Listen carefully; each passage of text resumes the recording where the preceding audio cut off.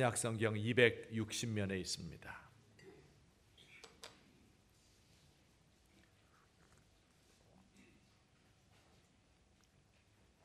로마서 15장 14절부터 24절 한 절씩 교독합니다. 내 형제들아, 너희가 스스로 선함이 가득하고 모든 지식이 차서 능히 서로 권하는 자임을 나도 확신하노라.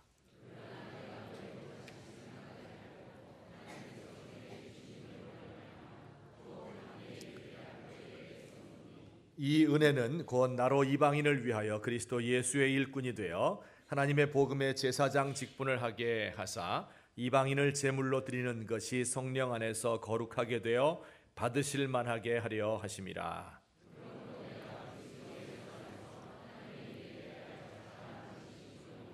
그리스도께서 이방인들을 순종하게 하기 위하여 나를 통하여 역사하신 것 외에는 내가 감히 말하지 아니하노라. 그 일은 말과 행위로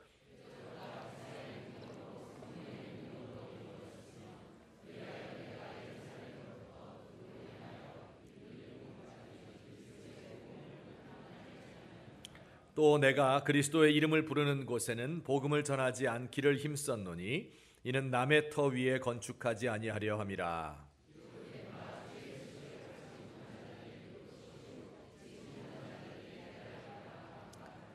그러므로 또한 내가 너희에게 가려 하던 것이 여러 번 막혔더니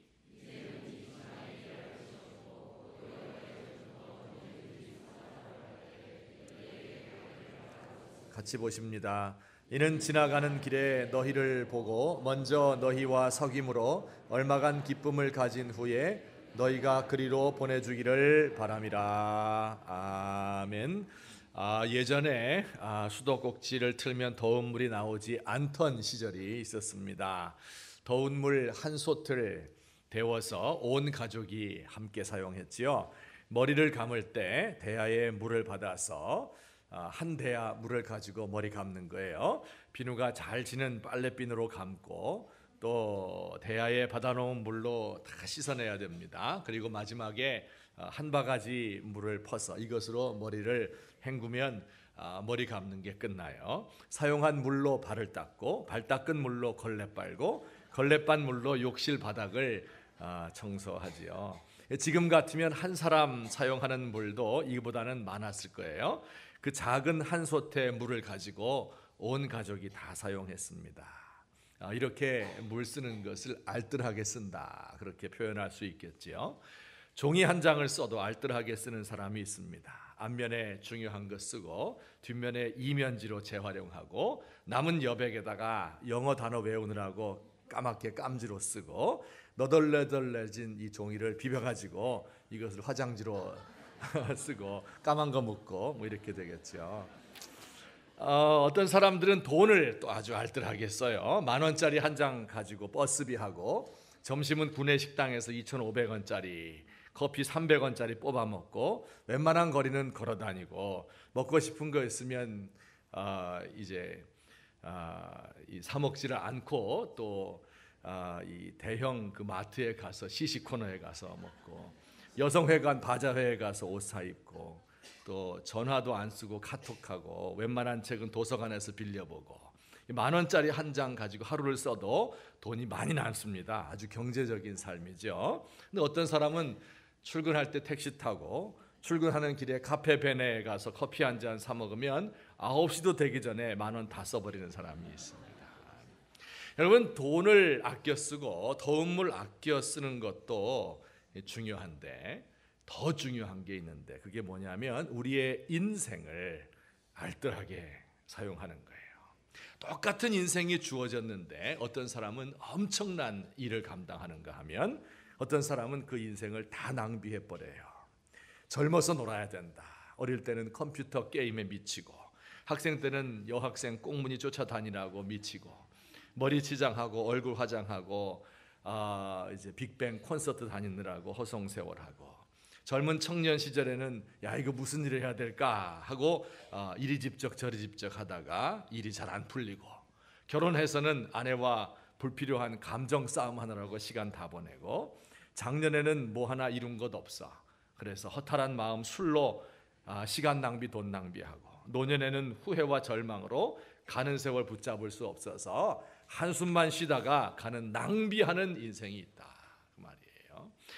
오늘 이 본문에 나타난 사도 바울 선생님의 삶을 보면서 야 정말 알뜰하게 살았구나, 정말 유익하게 살았구나, 의미 있는 삶을 보내었구나 그런 생각 들어요. 젊은 나이 때는 예수님 몰랐어요. 그래서 예수 믿는 사람들 핍박하느라고 잘못된 인생을 살았죠. 완전히 낭비하는 삶을 보냈지요. 근데 예수님 만난 이후에는 그의 삶이 180도 달라져서 예수님 사람 되었습니다. 복음 전파자가 되고 도시들마다 다니며 교회를 개척하고 선교사가 되고 신학자가 되고 그의 일생에 위대한 업적을 남겼습니다. 감옥에 갇힌 일도 있었는데 그곳에서도 결코 허송세월하지 않았습니다. 가까이에 있는 사람을 복음 전도하고 또 그곳에서 편지를 썼는데 이것이 불후의 명작이 되었어요. 하나님의 살아있는 말씀 옥중서신이 지금까지 남아있어서 2000년 동안 모든 사람들에게 영감을 주는 이와 같은 말씀으로 기록이 되었습니다. 우리는 지금 로마서의 본론 부분은 다 마쳤다고 그랬죠. 그리고 이제 편지의 결말에 해당되는 부분을 공부하고 있어요. 15장 13절까지가 본론에 해당되는 거 다 끝났고 그리고 오늘 읽은 14절부터 15장 33절까지는 바울 선생님의 앞으로의 선교 계획에 대해서 말하고요. 그리고 16장에는 로마 교회 사람들에게 안부를 묻는 이런 편지의 결말 형식으로 되어 있습니다. 이제 중요한 부분은 다 지나갔으니까 앞으로 한 두세 주 정도 설교는 대충 들어도 되겠구나 이렇게 생각이 되십니까? 아닙니다. 여러분 서울로 유학가 있는 아들이 아버지께 편지를 보냈어요. 아버님 기체 후 일양 만강하옵시고 간에 두루 평안하옵시며 온갖 수사법을 다 동원해서 내가 부모님을 얼마나 생각하고 가족을 위해서 염려하고 또 자기 공부를 잘하고 앞으로의 미래의 계획은 이렇습니다. 2페이지나 장황하게 편지를 써서 보냈습니다. 그리고 맨 마지막에 추신 덧붙였어요. 그런데 아버님 생활비 조금만 올려주세요. 어떤 경우는 편지에 추신이 더 중요할 수 있겠죠. 끝까지 편지는 다 읽어봐야 되는 거예요. 우리 19절부터 24절까지 오늘 본문에서는요, 앞으로 사도 바울 선생님의 여정에 대해서 나와 있는데 이걸 좀 생각해 보겠어요. 그걸 요약하면 앞에 있는 지도와 같습니다. 여러분 지도를 잘 보시면 보이시죠?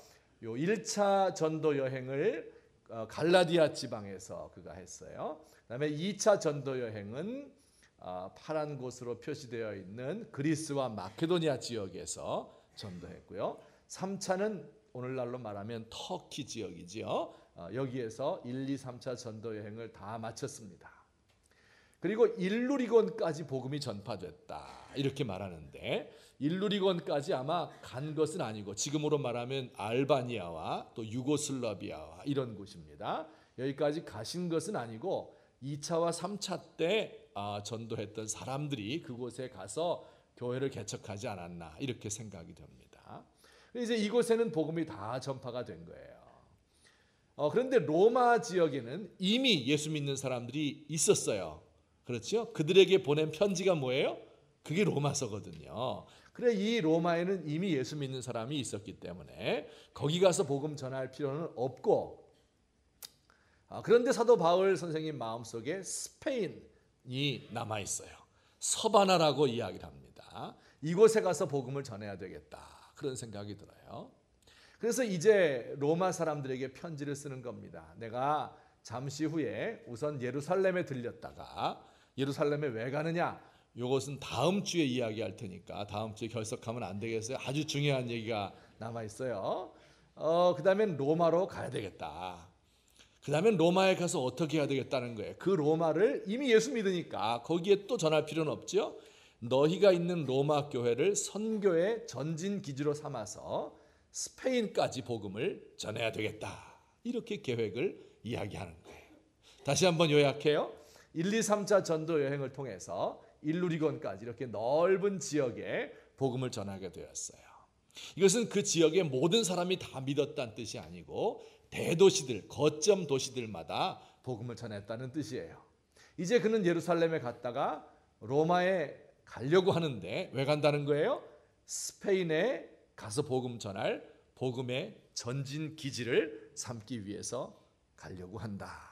그러니까 내가 앞으로 로마에 가면 나를 잘 영접해주고 또 기도도 해주고 선교의 전진 기지가 되도록 준비도 해달라 하는 게 로마서의 추신이에요. 어때? 중요하죠? 이것을 이야기하고 있는 겁니다.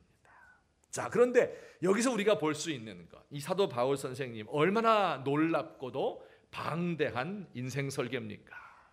전 유럽을 다 커버하는 전도의 계획을 세운 거예요. 그의 나이가 60을 바라보고 있습니다. 지금이야 60이면 청춘이지만 2000년 전에는 살 만큼 산 나이였습니다. 많은 업적도 남겼어요. 수차례에 걸친 전도 여행을 통해서 유럽의 절반 이상에게 복음을 전했습니다. 그리고 교회들을 세웠어요. 무엇보다 중요한 것은 성경 말씀을 성령의 감동으로 기록을 해서 지금까지 중요한 책 6권, 로마서를 포함한 6권의 성경을 썼습니다. 그리스도를 위해서 많은 고난을 받았어요. 그런데 그는 뭐라고 그러는 거예요? 아직도 할 일이 남아있어요.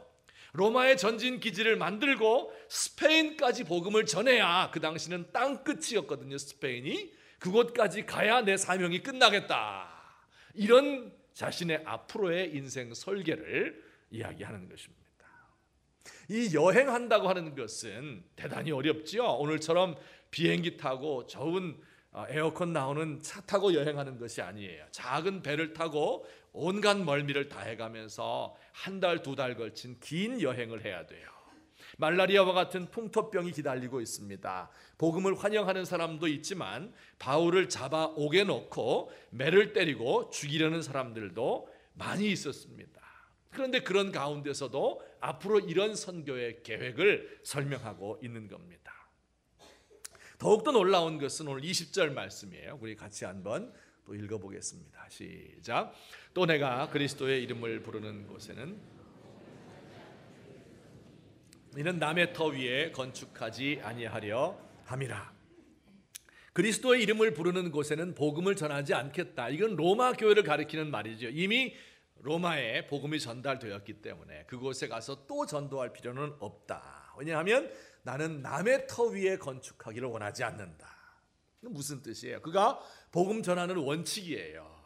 다른 사람이 이미 교회를 세운 곳에는 들어가지 않겠다는 거예요. 왜 그래요? 그럴 시간이 있으면 복음을 듣지 못한 사람들에게 복음 전도하는 것이 훨씬 더 그의 인생을, 남은 삶을 의미 있게, 가치 있게 사용하는 것이기 때문에 그렇습니다.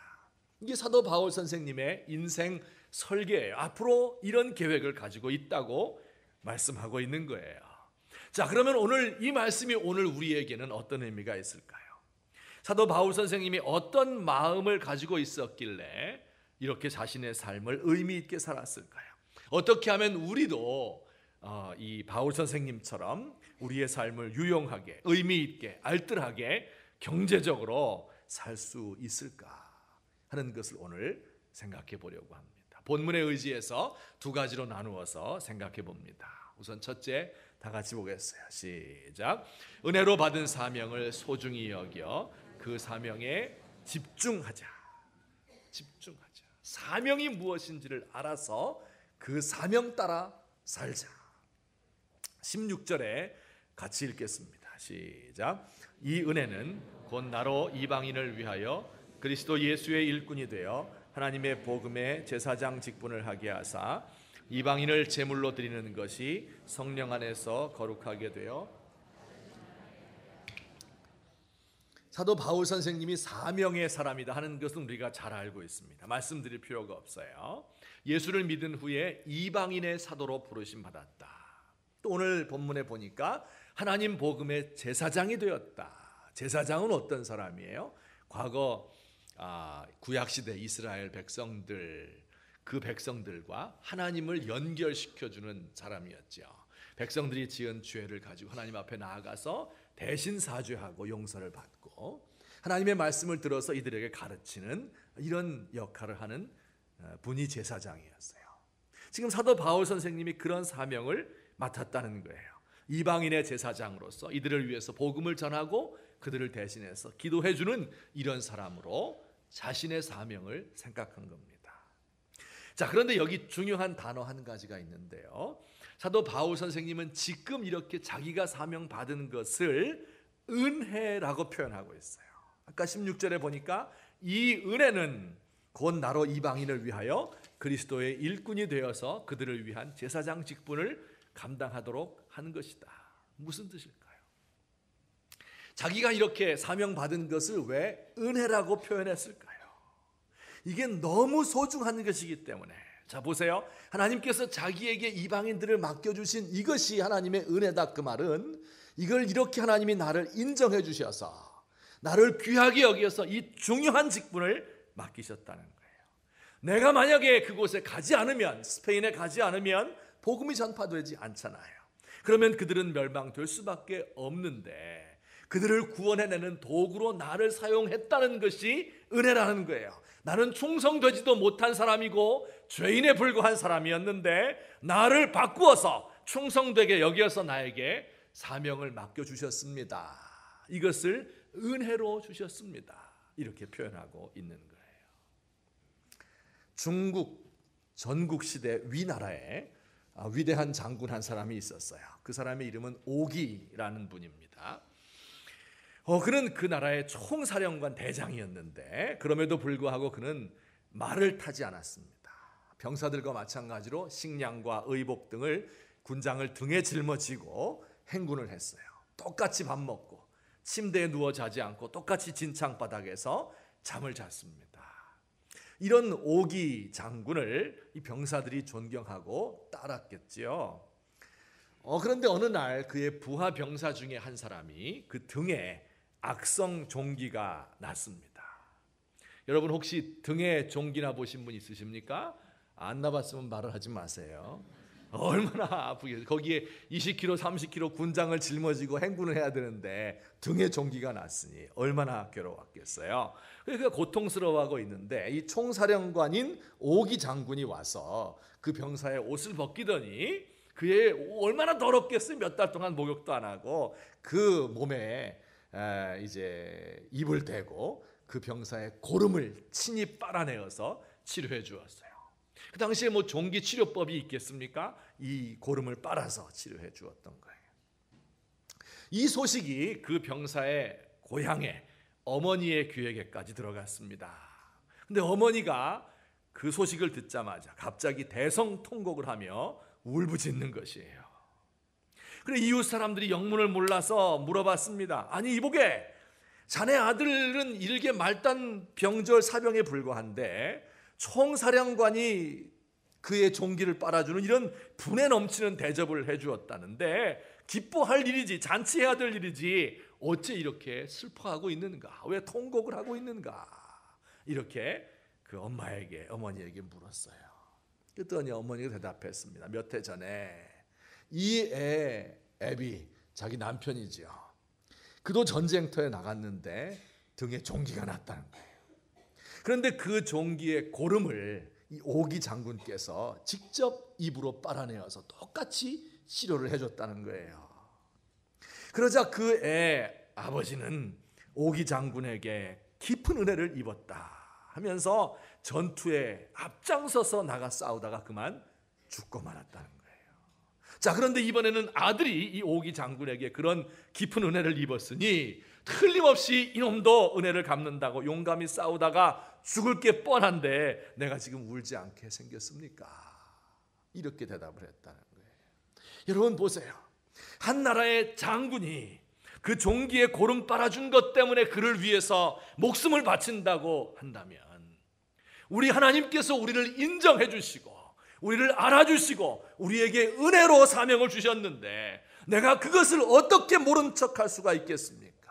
한갓 장군이 은혜 베푼 것 때문에 분골쇄신하고 있는데 하나님께서 우리를 알아주셔서 은혜로 사명 주셨다 하는 것을 정말 알게 되면 이대로 있을 수가 없는 거예요. 그것을 위해서 정말 내 목숨을 바칠 수밖에 없는 거예요. 그 사명 때문에 기쁨에 들떠서 어쩔 수가 없어요. 그러면서도 그 사명을 감당하지 못하는 나 자신을 보면서 슬퍼서 늘 울 수밖에 없는 겁니다. 그 사명 생각하면 마음이 즐겁고 어떻게 나에게 이런 기회가 주어졌을까? 그러면서 한편으로 이것이 너무 무거워서 늘 찜이 되고 하나님 제가 이것을 어떻게 감당할 수 있겠습니까? 그 사명의 결과를 생각하면 행복하고 나 때문에 내 이 작은 봉사 때문에 사람들이 구원을 받는구나. 그러면서도 내가 잘못하면 저 사람들이 잘못되겠지 두렵고 떨리는 마음을 가질 수밖에 없는 것이죠. 여러분 이것이 바로 사도 바울 선생님이 자신의 사명에 집중할 수밖에 없었던 이유입니다. 오늘 저와 여러분들도 마찬가지예요. 하나님께서 우리 각 사람에게 주신 은혜로 주신 사명이 있습니다. 나를 충성되게 여겨서 나는 전혀 그런 사람이 아닌데 나는 죄악 가운데 빠져 죽을 수밖에 없는 비천한 존재인데 내 인격은 바닥이고 내 인생은 밑바닥 인생인데 하나님이 나에게 주신 고귀한 것이 있는 거예요. 그걸 생각하니까 견딜 수가 없어서 그래서 그 사명에 집중하게 되는 것입니다. 자, 그런데 우리가 대체로 이것을 알고 있으면서도 이것을 자주 잊어버리죠. 그 사명 감당하고 그 사명에 집중하는데 방해가 되는 것이 있기 때문에 그래요. 무엇 때문에 사람들은 나에게 주신 그 사명에 집중하지 못하고 시간과 에너지를 헛된 데 사용하는 걸까요? 성경에 보면 이런 구절이 있습니다. 우리 히브리서 11장 25절 제가 너무 좋아하고 늘 좌우명으로 삼는 것인데 함께 읽겠습니다. 시작.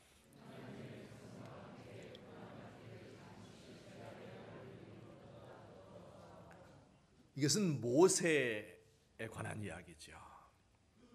그가 바로의 공중에서 편안하게 살 수 있었음에도 불구하고 그것을 거부하고 죄악의 낙을 누리는 것을 거부하고 하나님의 백성과 함께 고난받기를 원했다. 이렇게 말씀하고 있어요. 여기 보면 중요한 표현이 있습니다. 죄악의 낙이라고 하는 거예요. 죄악의 낙이다. 이게 무슨 뜻인 것 같습니까? 여러분 낙을 누리는 것이 꼭 죄예요? 죄 아니지요. 낙을 누리는 것이 죄악은 아닙니다. 그런데 낙을 누리다 보면 자기도 모르는 사이에 죄악으로 이끌려 들어가는 거예요. 이 애굽의 바로의 궁중에서 얼마나 좋은 것이 많아요. 얼마나 맛있는 음식이 많아요. 얼마나 보기 좋은 무희들이 많아요. 얼마나 많은 세상적인 지혜가 있어요. 여러분 그런 것이 나쁜 게 아니에요. 하나님이 선물로 주신 건데 여기에 집착하다 보면 이것을 계속해서 누리고 거기에 마음을 쓰다 보면 죄악으로 끌려 들어가게 되고 자기의 사명을 잊어버린다. 그런 뜻입니다. 모든 낙에는 중독성이 있기 때문에 그래요. 이 중독될 것 같으면 끊어버려야 돼요. 왜요? 그것에 탐닉하다 보면 내 사명이 무엇인지를 잊어버리기 때문에 그렇습니다. 죄악의 낙이 이렇게 무서운 거예요. 우리 민족의 위대한 지도자 가운데 길선주 목사님이란 분이 있어요. 들어보셨을 거예요. 최초의 7명의 목사 가운데 한 사람이고 1907년 대부흥운동을 비롯한 20년대 30년대 부흥운동에 앞장섰던 위대한 분이에요. 수천 차례 부흥회를 인도했어요. 긴 수염에 흰 좌락을 날리면서 설교 단위에 딱 서기만 하면 마치 예수님이 강림하셨다 이렇게 생각할 정도로 권위가 있는 이런 분이었어요. 3.1운동 때는 33인 민족 대표 중에 한 사람으로서 서명을 했다가 옥고를 치르기도 했습니다. 그분이 그 당시에 이제 한국 백성들을 위한 전도지 책자 중에 남긴 것이 몇 권 있는데 그 중에 하나가 해타론이란 책입니다. 해타론, 게으를 해자에 게으를 타자입니다. 게으른 사람에 관한 이야기예요. 게으름을 없애야 된다 하는 훈계를 기록한 것입니다. 그 당시 조선 사람들은 아주 가난했다고 그랬죠. 열강에 침략하여 있다고 그랬죠. 그러면서도 아주 게으른, 세상에서 가장 게으른 민족이었습니다. 그 게으름을 타파하는 것이 우리 민족의 살 길이다. 이렇게 그 책을 쓰신 거예요. 그 내용은 이래요. 우리의 살아가는 그 인생 여정이 있는데 그 길의 맨 끝에는 성취국이란 나라가 있대요. 뭔가 성취하는 거지요. 혹은 영생국이란 나라가 있어요. 영생을 얻는 거지요. 근데 그 길을 쭉 따라가는데 따라가다 보면 곁길로 빠지는 옆길이 있어요. 그걸 빠지면 갈까 못 갈까요? 못 가는 거예요. 그 길이 6가지 갈래길이 있대요. 첫 번째 길은 취주로, 이건 술 취하는 길이에요.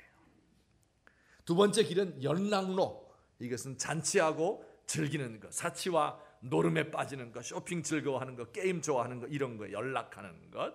세 번째는 음란로, 음란의 정신을 빼앗기면 그 사명을 잃어버리게 마련이지요. 자만로, 이건 교만하단 말이에요. 자신의 과거에 해놓은 업적을 자랑하고 이것 위에 올라서서 이제 즐기다 보면 그러면 사명 잃어버려요. 다섯째는 이심로, 두 마음을 품어서 이리저리 방황하는 사람이 있다는 거예요. 마지막은 급심로, 이건 성격이 급해서 일을 급하게 처리하고 제 마음대로 하다 보면 그르칠 수밖에 없다. 이런 6가지 길을 피해야만 이 길로 가게 되는 것이 해탈로 게으름으로 하게 되는 일이고, 이것들을 피해서 정로를 걸어야 영생국에 도달하게 된다. 이렇게 가르치고 계셨어요. 여러분, 오늘 길선주 목사님의 시대에는요, 가난과 질병, 열강의 침입, 이런 것들 때문에 우리 민족에게 소망이 없었어요. 그래서 그 아무 소망도 없으니까 그냥 먹고 놀자, 이렇게 생각하던 시대였어요. 근데 오늘날 우리들의 시대는 어떻습니까? 너무 풍요하기 때문에, 너무 많은 놀거리가 주어졌기 때문에, 너무 많은 엔터테인먼트가 있기 때문에, 너무 먹을 것이 풍성하기 때문에 거기에 빠져서, 그래서 이것들을 즐기느라고 게으름에 빠지게 되는 거예요. 오늘날도 길선주 목사님 지으신 이 해탈론이 우리에게 그대로 적용되는 것 같습니다.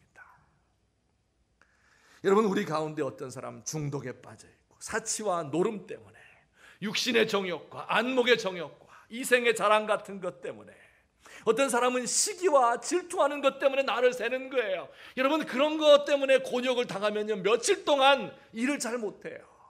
어떤 사람은 부부싸움 하다가 날 새는 사람도 있어요. 부부간의 의견 맞지 않아서 막 싸울 때 되면요, 남편도 어떻게 생각해? 야, 내가 요 여자만 정복하면 세계를 정복한 거로 생각하고 막 최선을 다해서 싸우는 거예요. 여러분, 그렇게 하고 난 이후에 우리 마음이 어때요? 허탈하지요. 이걸 위해서 내가 싸웠나? 얼마나 인생 낭비하는 건지 모릅니다. 어떤 사람은 자만하고 자랑하고 과거에 내가 이루어놓은 업적을 입으로 다 이야기하다가 세월 보냅니다. 어떤 사람은 두 마음을 품어서 시간을 낭비하게 됩니다. 삼국지에 보면 이런 얘기 나오죠. 북쪽에서 조조군과 원수군이 열심히 싸웠기 때문에 남쪽에서는 평화가 왔습니다. 이 주인공인 유비는 자기의 친척인 유표라는 사람이 준 작은 성 신야성에 머물러서 몇 년 세월을 보내었습니다. 하루는 유비가 화장실에 갔다 오다가 밤중에 달빛 아래서 눈물을 주르르 흘리면서 울었습니다. 왜 그랬을까요? 볼일을 보다 보니까 자기의 넓적다리에 살이 쪄 있는 것을 발견했기 때문이에요. 과거에 사냐를 뛰어다닐 때는 말에서 내리지를 못했어요. 그 넓적다리에 살이 붙을 틈이 없었는데 4년간 말을 타지 않다 보니까 살이 붙은 것을 탄식했어요. 이것을 가리켜서 비육지탄이다, 그렇게 넓적다리에 살이 붙어서 헛되이 세월 보내는 것을 한탄하는 이런 모습을 이렇게 묘사를 했습니다. 오늘 저도 이 말씀을 준비하면서 제 자신을 돌아보았습니다. 저도 한때 정말 젊었을 때, 지금도 젊지만 더 젊었을 때는 주를 위해서 충성한다 하면서 정말 충성스럽게 일을 했어요. 정말 주를 따르는 백성들과 함께 늘 같이 있고, 늘 함께 찬양하고, 함께 사역하고, 무엇인가 주의 일을 감당하려고 노력을 참 많이 했어요. 그런데 어느 순간인가 환경이 좋아지고 잘 살잖아요. 돈도 있고 행복하고 사람들이 존중해주고 여러분들이 잘한다고 하고 이렇게 하니까 진짜 그런 줄 알고 비육지탄, 넓적다리에 살이 붙었어요. 그래서 탄식할 수밖에 없는 거예요. 이런 죄악의 낙을 누리는 데까지 빠진 것이 아닌가, 그런 생각을 하면서 한탄스럽게 지난 주간을 보내었습니다. 오늘 저와 여러분들 생각해 보세요. 우리가 과거에 가졌던 그 사명감, 그것을 지금도 간직하고 있는지. 사도 바울 선생님처럼 복음 전하지 못한 저 스페인까지 가는 것이 나의 인생의 목적이다. 그것을 위해서, 그 소명을 위해서 집중하며 살고 있는지, 아니면 과거의 것을 다 잊어버리고 지금 것에 만족하고 안주하는 그런 삶을 살고 있는지 우리 자신들을 돌이켜볼 수 있는 시간 되시기를 주의 이름으로 축원합니다. 한 가지만 제가 더 말씀을 드리겠습니다. 이렇게 사명에 집중하고 인생을 낭비하지 않을 수 있었던 이유가 어디 있었습니까? 두 번째, 다 같이 시작. 전투 중인 세상이다.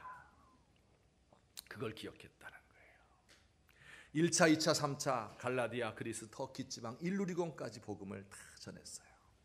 복음 전하면서 그가 느낀 것이 있어요. 확신한 것이 있어요. 예수 그리스도가 인류의 뭐다? 지난주에 배운 것. 예수 그리스도가 인류의 소망이다 하는 것을 늘 재확인했습니다. 가는 곳마다 복음이 없었기 때문에 그 사회가 무너져요. 사람들이 고통을 당하는 거예요. 지옥으로 빠져들어가고 있는 거예요. 불의가 만연한 겁니다. 그 가운데 복음이 전달될 때 사람들의 심령이 변화하는 것을 그가 알게 되었어요. 예수님에 관한 소망을 그들이 알게 될 때 그들의 인생이 바뀌어서 다른 사람들에게 영향력을 미치는 것을 발견하게 되었습니다. 그러니 이방인 사회에는 소망이 없어요. 불신 사회에 소망이 없어요. 지도를 펼쳐놓고 보았습니다. 복음이 들어가지 않은 저 서쪽 끝에 스페인을 보면서 그곳에도 복음이 들어가야 되겠다. 내 전쟁은 아직 끝난 것이 아니다. 이렇게 생각했죠. 2003년 5월 1일 날 이런 일이 있었어요. 미국 서부 해안에 샌디에고라는 도시가 있습니다. 그 도시 바로 앞 바다 가까운 곳에 미국 항공모함 아브라함 링컨호가 떠 있습니다. 얼마 후에 제트기 한 대가 슉 날아와서 그 항공모함 위에 착륙을 했습니다. 전투기 문이 열리고 전투복을 입은 조종사와 또 한 사람이 제트기에서 천천히 내렸습니다. 그가 누구예요? 미국 대통령 조지 W. 부시였습니다. 이 조지 부시 대통령은 제트기를 타고 항공모함에 내린 최초의 미국 대통령이었습니다. 그 후로 그 항공모함에 별명이 붙었어요. 네이비 원이다. 에어포스 원은 뭔지 아시죠? 공군 1호기. 이것은 미국 대통령 전용기인데 이 배가 바로 미국 대통령을 태운 것을 기념해서 해군 1호함이다. 네이비 원이다. 이렇게 그 이름을 붙였습니다. 부시 대통령이 이 배에 왜 내렸을까요? 이 항공모함은 이라크 전쟁 기간 동안 페르시아만에 가 있다가 이제 다시 미국 캘리포니아로 돌아온 거예요. 부시 대통령이 바로 이 배 위에서 그 유명한 종전 선언을 했습니다. 그가 연설하는 이 배경에는요, 커다란 플래카드가 휘날리고 있었는데 거기는 미션 어컴플리시드라고 써 있었어요. 미션이 완성됐다. 다 끝났다. 전쟁 끝났다. 그런 뜻입니다. 2003년 3월 20일 이때로부터 약 한 40일쯤 전이죠. 이라크 전쟁이 시작되었어요. 그 후에 한 달도 못 되어서 이라크의 주요 시설을 다 폭격했습니다. 그리고 주요 중요 군대를 다 물리쳤어요. 최첨단 전자장비 사용했죠. 비디오 게임 하듯이 정확히 폭격을 해서 30만 명 미군 또 영국군이 동원되었는데 미군 사상자는 117명, 영국군 사망자는 30명이었습니다. 이렇게 작은 이 전사자가 났어요. 이라크군은 2,300명이 죽고 14,000명이 포로로 잡혔습니다. 완전한 승리를 거둔 것처럼 보이죠. 그래서 종전을 선언한 거예요. 모든 임무가 끝났다 그 얘기예요. 여러분, 그러나 과연 그럴까요? 그 이후 거의 10년 되는 세월이 흘렀습니다. 이 전쟁 끝난 후에 미션 어컴플리시 된 후에 죽은 미군의 수가 5,000명이에요. 그 되기 전에 117명이었는데 이라크 군인과 민간인 희생은 수만 명, 수십만 명 헤아릴 수가 없습니다. 미군이 정 안 되겠어 철수를 했습니다. 바로 지난주에도 바그다드에서 폭탄 테러가 일어나서 50명이 사망을 했습니다. 이라크의 재건과 민주화는 아직도 먼 이야기입니다. 여러분, 미션 어컴플리스트라는 건 세상에 없어요. 임무 완수됐다, 전투 끝났다, 이건 세상에 없습니다. 우리는 전쟁 중이라 그 말이에요. 우리가 이렇게 편안하게 있을 틈이 없다는 거예요. 저와 여러분이 우리가 사는 세상을 바라보면서 우리에게 주신 사명을 감당하려고 할 때 아직도 미개척지가, 미정복지가 너무나 많기 때문에 잠시도 쉴 틈이 없다는 거예요. 하나님의 복음 외에는 이 세상에 소망이 없기 때문에 우리 믿는 사람들이 가서 변화시켜야 될 것이 많기 때문에 우리가 사명에 집중할 수밖에 없다는 거예요. 7,300만의 남북한 인구 중에서 예수 믿는 사람 공식적으로 860만이라 하는데 실제로 그보다 적습니다. 10%도 되지 않습니다.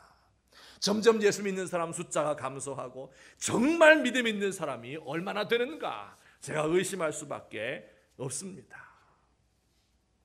며칠 전에 TV에서 보니까 북한 탈북자 34명이 강제 소환될 위기에 놓여 있다. 여러분, 이것은 오늘 내일의 어제 오늘의 이야기가 아니죠. 한 해에 거의 2,000명 되는 사람이 지난 20년 동안에 수만 명의 탈북자가 강제로 북송이 되어서 공개 처형되거나 정치범 수용소에 갇혔습니다. 탈북자의 약 10분의 1 정도가 잡혀서 돌아간다고 합니다. 여러분, TV를 보니까 이 사람들 배가 고파서 도망간 거예요. 다른 이유 하나도 없어요. 먹을 거 찾아서 도망간 건넜는데 중국 공안들이 쫓아다니는데 이들 사냥하는 것처럼 남자 여자 아이들 할 것 없이 가족들이 막 뿔뿔이 흩어져 가면서 산과 들로 도망 다니는 거 여러분 보셨죠? 여러분, 이게 사람이 할 짓입니까? 중국에서 안착하고 있는 그 10분의 9 이들은 어떻게 살고 있어요? 거지처럼 사는 거예요. 노예와 같이 팔려가요. 여자 아이들이 성적 놀이개로 전락을 하는데 한 여자 팔려가는데 60만 원 정도면 된다고 해요. 이게 한 사람의 몸값입니다. 여러분, 이들은 행복한 사람들이에요. 이제 이들이 만약에 잡혀서 북송이 되면 그들을 기다리는 것은 고문과 강제 노역입니다. 너무 배가 고파서 소똥 속에 있는 나다를 주워 먹고 쥐를 잡아먹는 것이 그들의 일상이 되었어요. 여러분, 이 임산부를 고문하는데 이 여자를 눕혀놓고 배 위에 널빤지를 올려놓고 2명의 남자가 그 위에 올라가서 강제로 유산을 시키는 그런 고문이 자행되고 있다 합니다. 간수가 총으로 협박해서 어쩔 수 없이 임산부 배 위에 올라간 이 남성이 눈물을 흘리는 이런 것이 지금 현재 일어나고 있는 일이에요. 어디에서? 우리와 등을 맞대고 있는 우리의 형제들에게서 일어나고 있는 일입니다. 여러분, 전투가 끝났습니까? 전투가 치열하게 지금도 진행 중입니다. 우리가 이곳에서 편안하게 안락하게 살고 있다고 해서 전쟁 끝난 것이 아닙니다. 여러분, 우리 남한에도 실업과 양극화와 민주주의 후퇴하고 남북관계가 급냉되고 대한민국의 미래가 어떻게 될지 아무도 모르는 이런 상황 속에 우리가 살아가고 있습니다. 젊은 아이들이 왕따에 못 이겨서 자살을 하는 이런 지경인 것 우리가 잘 알고 있지 않습니까? 여러분, 이것이 오늘날 전투 중인 우리의 세상이에요. 우리가 하나님으로부터 이 세상의 평화를 전파하고 복음을 전해야 되는 사명을 누구나 다 가지고 있는데 그 사명을 끝까지 간직해야 되는 중요한 이유, 이 세상의 전쟁이 아직 끝나지 않았기 때문에 그렇습니다. 결론적으로 말씀했습니다. 여러분 중에서 어린 학생들이 있습니까? 새롭게 만들어진 새 물건이에요. 여러분, 인생 설계 잘했으면 좋겠어요. 인생 70년, 80년 살아가는데 그동안 오점 남기지 않고 사명을 잘 발견할 수 있도록 우리의 인생 설계를 잘했으면 좋겠어요. 특별히 자녀를 키우는 부모님들, 자녀들에게 큰 상처, 돌이킬 수 없는 상처를 주지 마세요. 그들의 인생이 망가지도록 그렇게 허용해서는 안 됩니다. 여러분, 우리 가운데 청년들이 있어요. 고생하고 있습니까? 여러분, 그 고생을 온전히 몸으로 받아들여야 됩니다. 그래서 그 고생을 통해서 내 인생의 목적을 발견하고 사명이 무엇인지를 깨닫고 도약의 기회가 돼야 되는 거예요. 고생당하면서 게을러지고 해탈하게 되어서 인생의 오점을 남기면 안 되는 겁니다.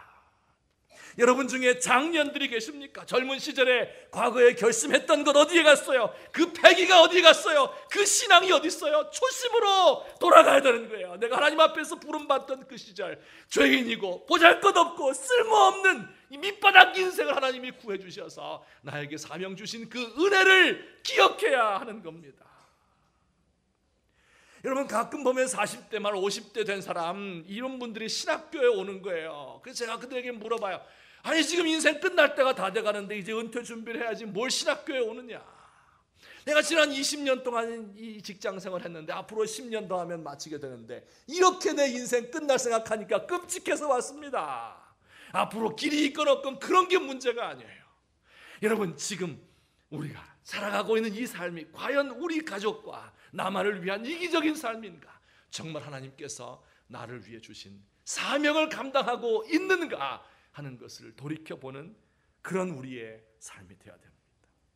여러분 중에 노년 되신 분들이 있어요. 과거의 일 잘한 것 자랑하고 업적 남긴 것 인정받고 누리면서 사는 것, 이게 아니에요. 예수 믿는 사람들은 앞에 있는 건 목표를 바라보고 표대를 향해서 과거에 있는 것들은 다 잊어버리고 지금 새로 사명 받은 것처럼 나아가는 겁니다. 어떤 분들 해놓은 일이 없어. 걱정하지 마세요. 오후 5시에 부름받은 종처럼 지금부터라도 하나님 앞에서 충성하는 거예요. 지금부터라도 이 악한 세대를 바라보면서 지금부터라도 하나님이 나에게 주신 은혜의 소명이 무엇입니까? 이걸 생각하며 감격스러운 마음으로 그 소명에 집중할 수 있는 그런 우리의 삶이 되었으면 좋겠어요. 우리의 마지막 삶이 맞춰질 때에 내가 내 믿음을 지켰습니다. 나에게 달려갈 길을 다 달려갔습니다. 이제 남은 것은 주의 면류관입니다. 이 위대한 고백을 하고 하나님 나라 갈 수 있는 저와 여러분의 남은 생애가 되시기를 예수님의 이름으로 축원합니다.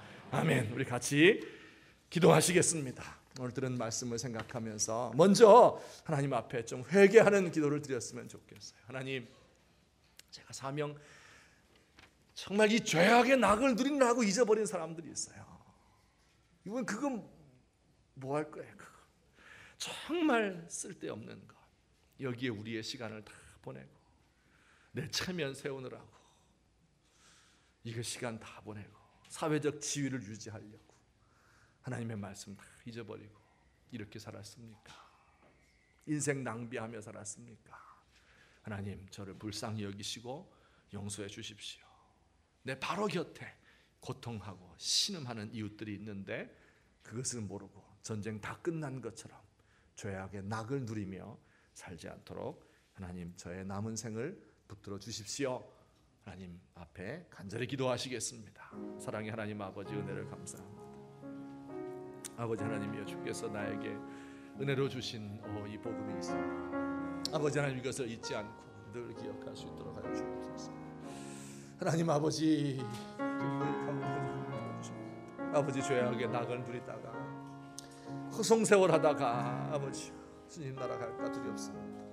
아버지여, 용서하시고 아버지 뒤에 있는 것은 잊어버리고 앞에 있는 것을 바라보며 표대를 향하여 그리스도께서 부르신 부름의 상을 쫓아서 나아갈 수 있는 우리가 되도록 하나님 도와주시옵소서.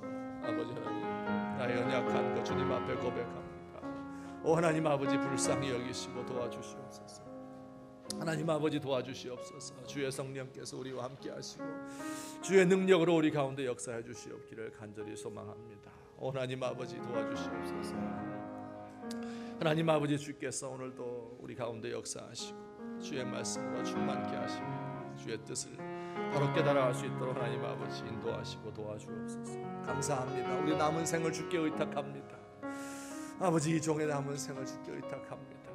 하나님 아버지, 사랑의 하나님 아버지, 우리 주님의 귀한 종들이 자신의 인생을 하나님 소명 감당하기 위하여 충성스럽게 은혜로 받은 것을 기억하며 끝날 때까지 전쟁하며 살아갔던 것을 기억합니다.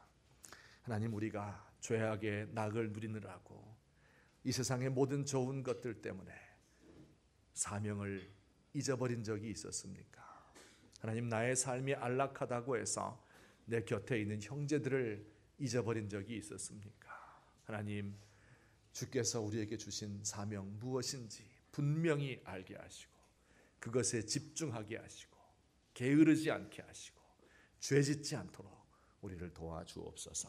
예수님의 이름으로 기도하옵나이다. 아멘. 우리 이 시간 찬송하실 때 450장 좀 바꾸어서